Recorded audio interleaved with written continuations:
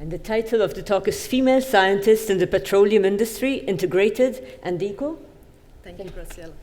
Thank you very much for inviting me to be here today and to speak about this topic. So my name is Wiebke Athmer. I'm a Geology Discipline Manager at the Research Department of Schlumberger in Stavanger in Norway. And I would like to mention at the beginning of this talk, I'm now standing here as a woman in the petroleum industry. I'm not speaking in the name of or being a Schlumberger employee today.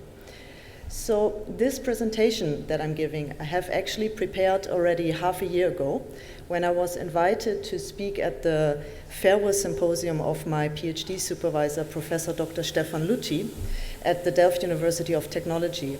And this was a symposium about integration and diversity in the oil industry and some reflections from former students at the TU Delft. So when I got invited to give actually a speech in that symposium, my first reaction was like, what am I going to talk about? Because to be honest, I never really thought much about this topic. Because until now, my career path was fairly smooth. I felt all the time integrated. I felt I was equal compared to a man with similar qualifications. So I really had to think about what to present. So that's why I thought, okay, let's do some research and find out how integrated and equal are we actually. So first I was searching in the World Wide Web and found a publication from Ghosh and Supra in 2014 in which they ask if the industry is actually ready for change in leadership. And you can see here on this slide, I think, okay, sorry. I thought I lost the contact here. You can see on this slide a representation of the percentage of petrotechnical professionals in the E&P industry who are women. And from the left to the right,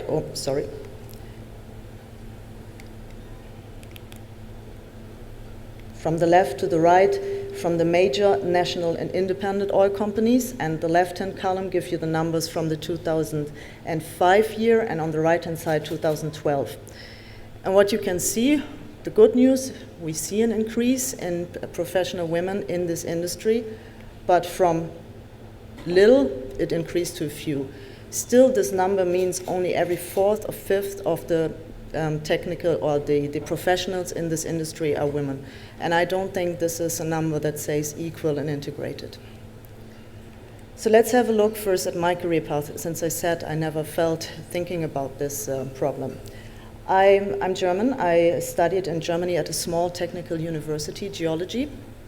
And during these studies, I was actually, we were around 50% girls in my year, but I had only one female professor in this time.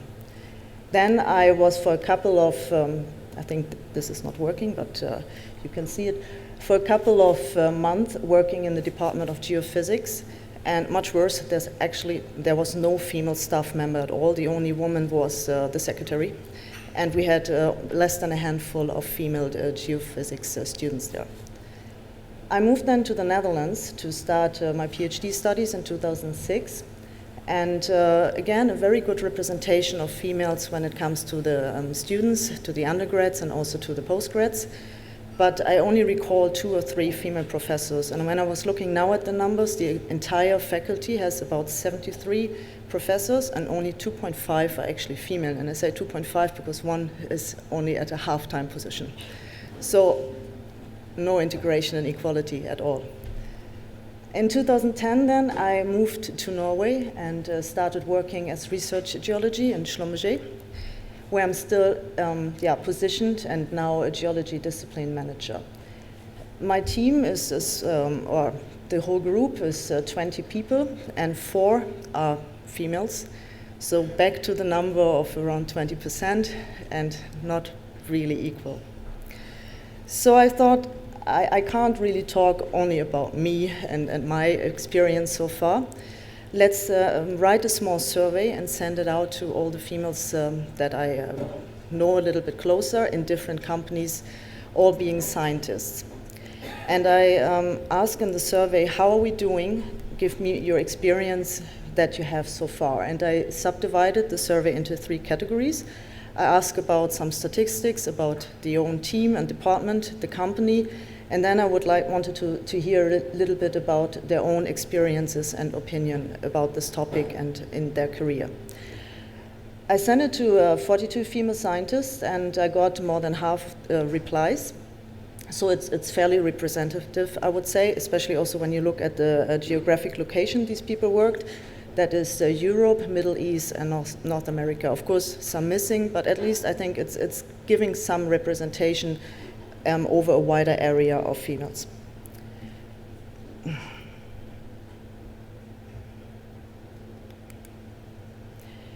So looking first at some statistics, asking how many of your co-workers are actually female. There was a range from 0 to 66%, so up to 2/3 of the team are female.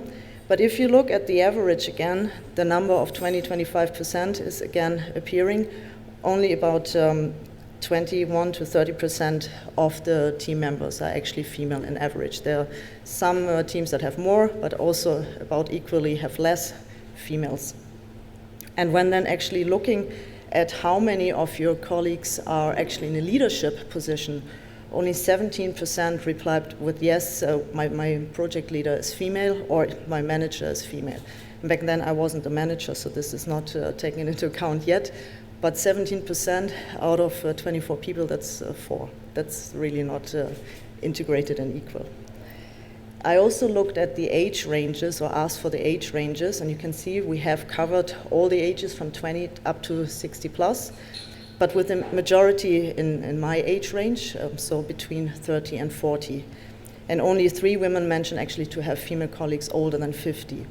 And I guess this has partly still to do that only in the last, let's say, 2 decades, maybe 3 decades, women actually start deciding to study some of the STEM subjects, to actually start studying technical subjects, or are actually more interested in this and have also the possibility to study these subjects.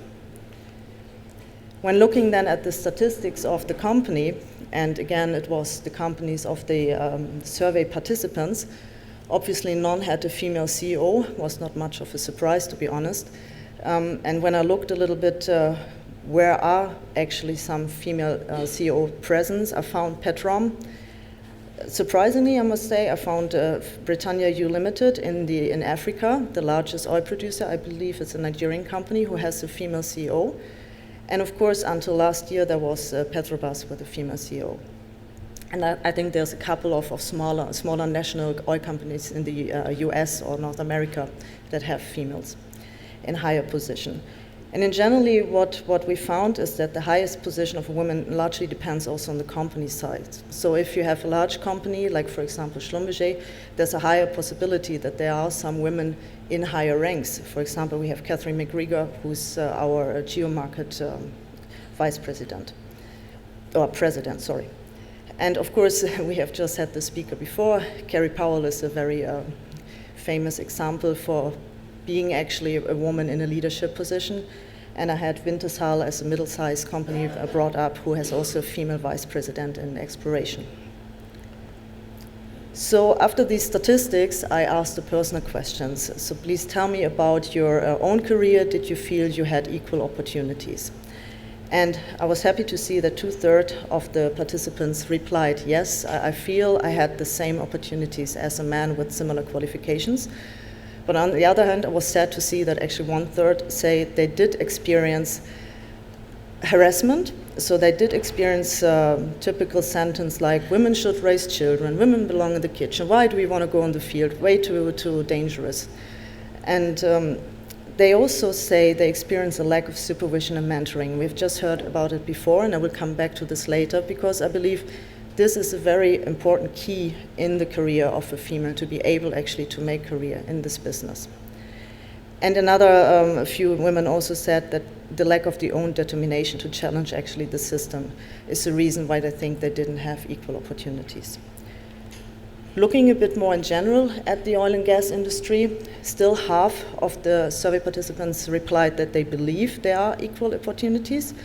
But they also added it might be dependent on the geographical location, and not really in respect to higher seniority position, not in leadership positions. And that was also what the other half criticize and why they believe we are not equal, because we do not see many women really in the leadership positions. And some reason might be historical, that the difference are not equaled out yet, but also maybe the slower progression of a woman in her career. And the slower progression is, of course, also related to the fact that women very often at one point decide to have children. And this is a major event that may slow down the career.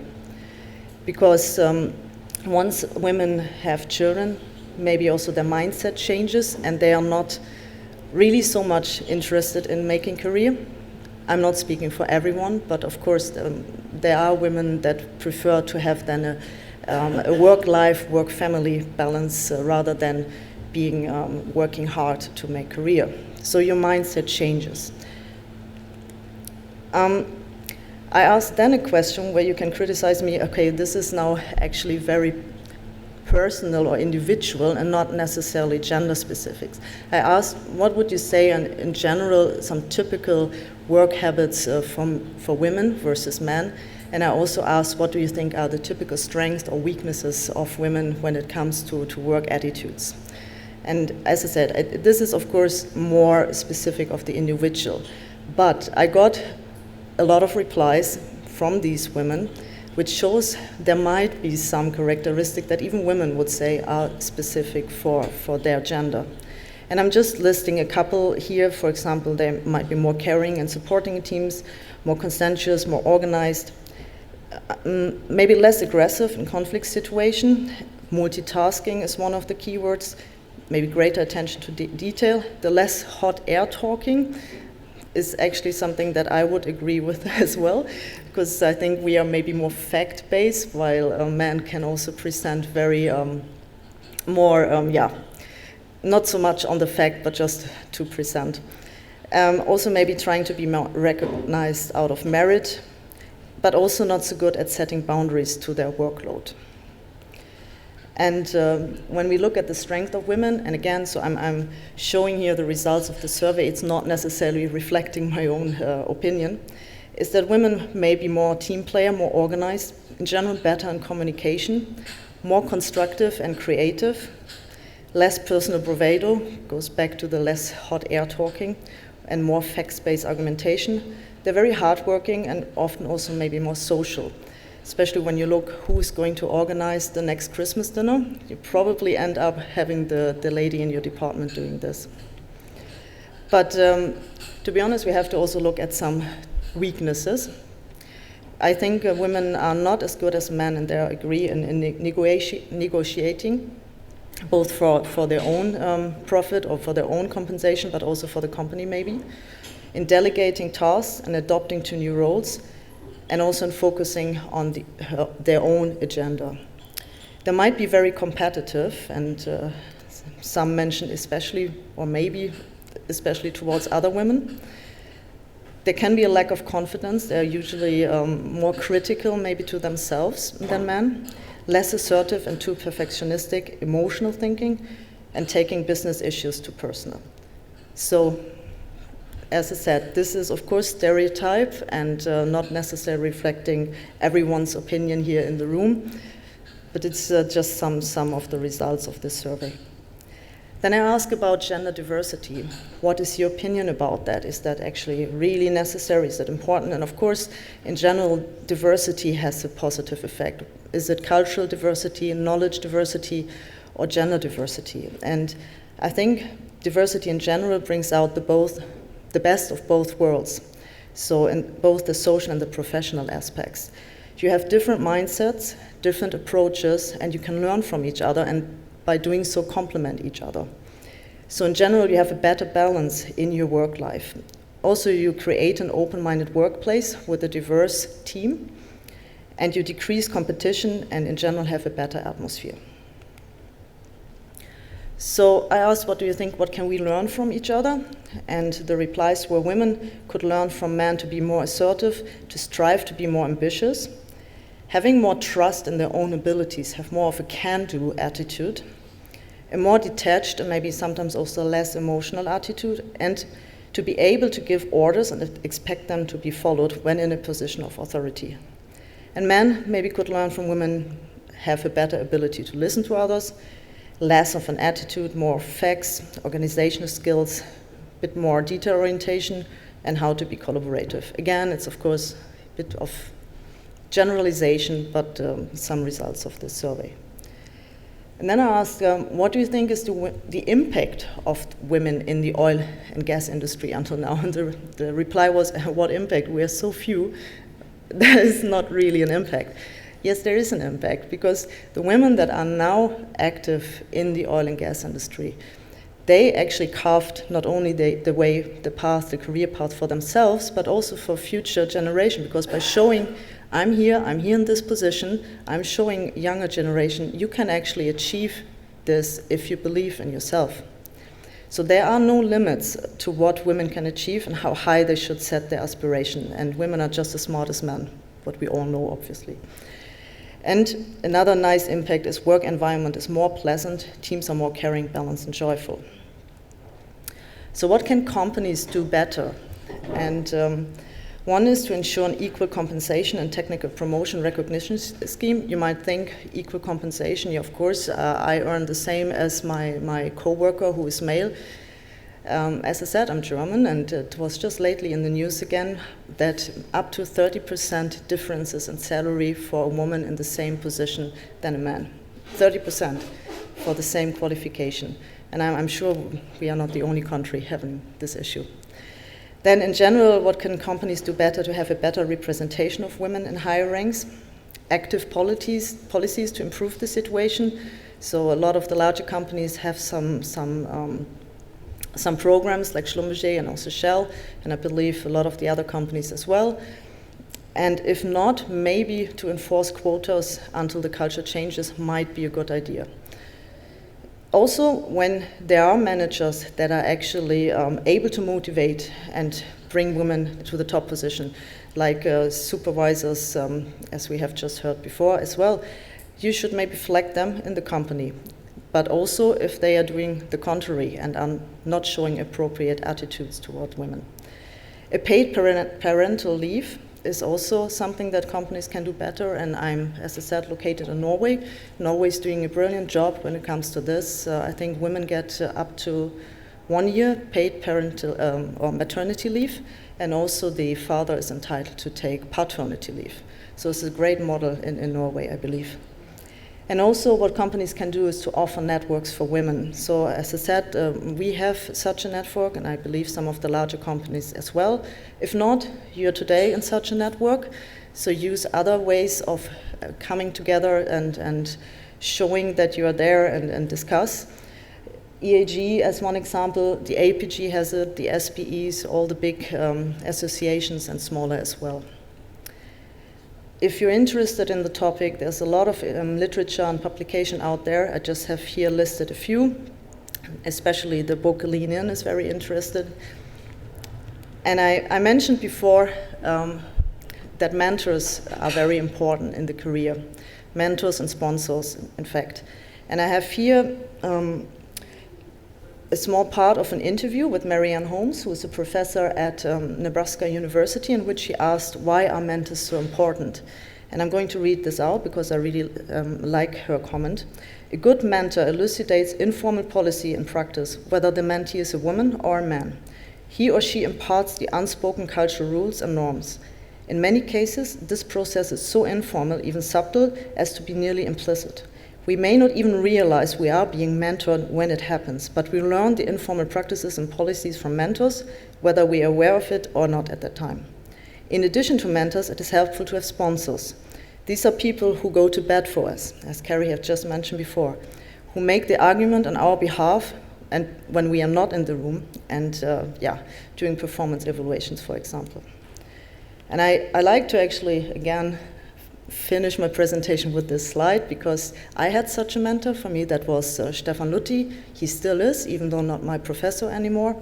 And I believe I owe a big part of my career to him, and I really hope and think everybody should have a mentor in her career. Thank you very much.